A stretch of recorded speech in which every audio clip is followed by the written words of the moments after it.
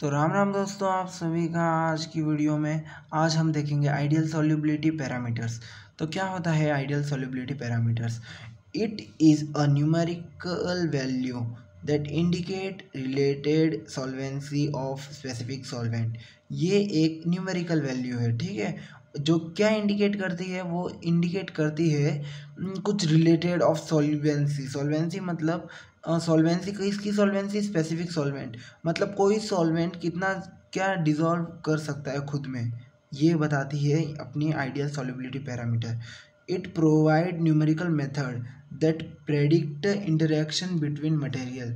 ये एक numerical method बताती है जो कि हम जिसे प्रेडिक्ट कर सकते हैं कि कोई भी मटेरियल कोई भी मटेरियल का इंटरेक्शन कैसा होगा।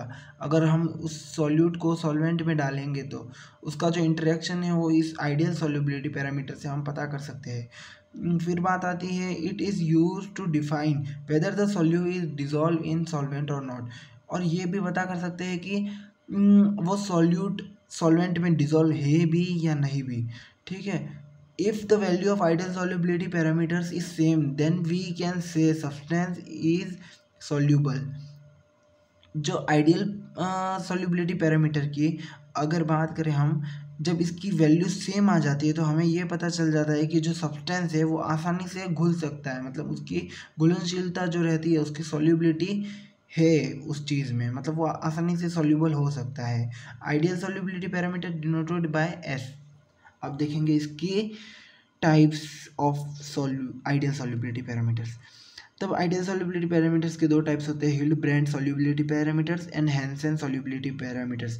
तो मेरी सबसे आपसे एक ही रिक्वेस्ट है, हमारा वीडियो देखते समय आप कोई भी कॉपी पेन कुछ मत लीजिए, बस सिर्फ बैठ के एक बार के लिए आराम से सुनिए। अगर आप अच्छे से सुन लोगे, समझ लोगे, फिर आप अपनी बुक में लिखिए जो आपने समझा है। इससे आप आसानी से जल्दी याद कर पाएंगे बहुत बेहतर तरीके से।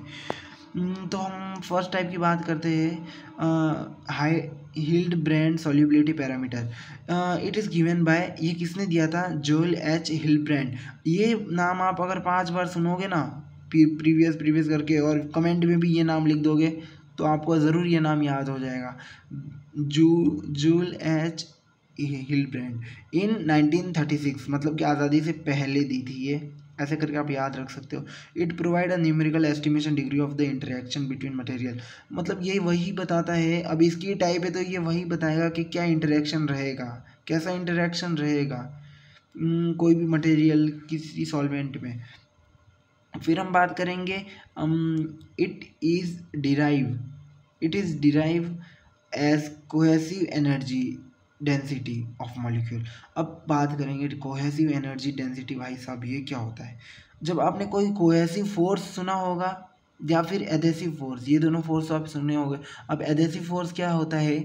जब दो दो चीज़ जैसे ए और ए मॉलिक्यूल है, ये दोनों एक दूसरे से कनेक्ट हो रहे हैं, मिल रहे हैं, तो फिर ये होगा एडेसिव फोर्स लगेगा। और जब ए एंड बी दोनों अलग अलग मॉलिक्यूल जब कांटेक्ट में आ रहे हैं तो ये होगा अपना कोहेसिव फोर्स। अब कोहेसिव एनर्जी डेंसिटी क्या होगी? जो कि ये कोहेसिव फोर्स को तोड़ दे, जो कि ये बॉन्ड को ब्रेक कर दे, वो होगी अपनी कोहेसिव एनर्जी डेंसिटी। तो बहुत आसान है। Joel H Hildebrand proposed value of ideal solubility. इसने एक वैल्यू बताई है आइडियल सॉल्युबिलिटी की, जैसे कि del equal to under root of C, ठीक है। अब आप सोचते रहोगे ये सी क्या है? सी यही वही है cohesive energy density of molecule. तो कोहेसिव एनर्जी मतलब कि वो जो बॉन्ड ब्रेक कर रहा है ना, जो ए और बी का, वो है कोहेसिव अपना एनर्जी डेंसिटी। अब इसके पहले हमने क्या देखा? डेल इज इक्वल टू, मतलब हिल्डब्रांड सॉल्युबिलिटी पैरामीटर, ये हिल्डब्रांड सॉल्युबिलिटी पैरामीटर है, equal to under root C cohesive energy density. तो सी क्या है? सी है heat EV upon V. EV क्या है? अपना energy of vaporization upon molar volume. अब हम लेंगे एनर्जी ऑफ वेपराइजेशन को लेंगे, और ये क्या देगा हमें? H V minus R T. H V क्या है? Heat of vaporization, minus R क्या है? हमारा यूनिवर्सल गैस कांस्टेंट, और टी है absolute temperature.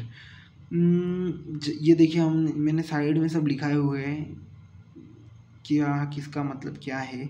C equal to delta H V minus R T upon V. ठीक है, हमने ये क्या थर्ड में हमने क्या किया, ये जो C की वैल्यू थी ना उसमें बस C की वैल्यू की जगह ये हमने डाल दी, ई वी की वैल्यू पुट कर दी है इसमें।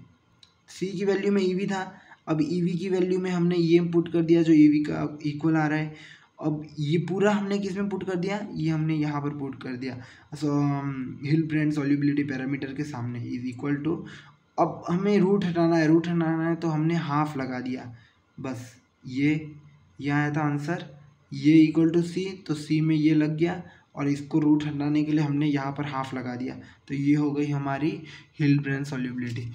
तो हम अब बात करेंगे हैंसेन सॉल्युबिलिटी पैरामीटर के बारे में। ये बहुत आसान तो क्या बोलेंगे, अब शॉर्ट में समझा रहा हूँ बस आपको, बाकी तो ये बहुत बड़ा टॉपिक है जो कि कम से कम आधा घंटा 1 घंटा ले लेगा आपका।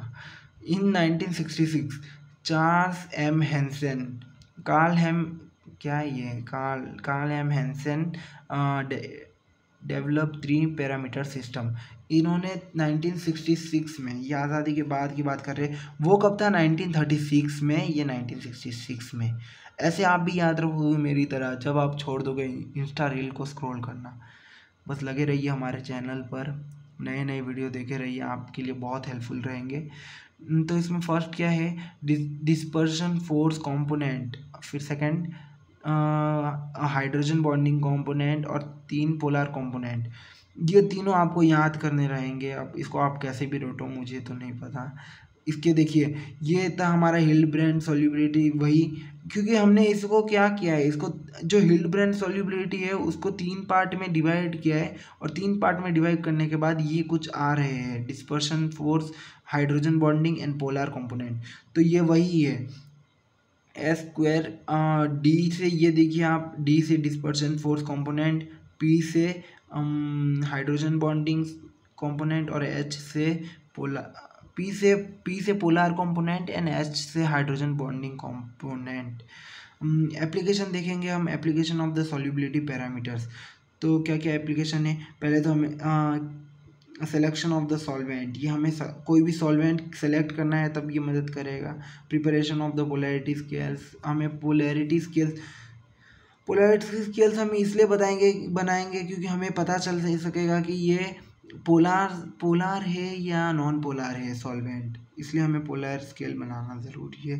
क्या है, को solvency power determination, chemical kinetic determination and structural activity relationship. रटिए दोस्तों, और इसी के साथ हम धन्यवाद करते हैं आपका, बहुत बहुत आभार इस हमारे चैनल पर आने के लिए। और अगर कुछ आपने सीखा है तो वीडियो को लाइक करें ना करें, एक छोटा सा कमेंट में हार्ट ज़रूर दे दीजिएगा। प्यार के भूखे हैं हम। Thank you.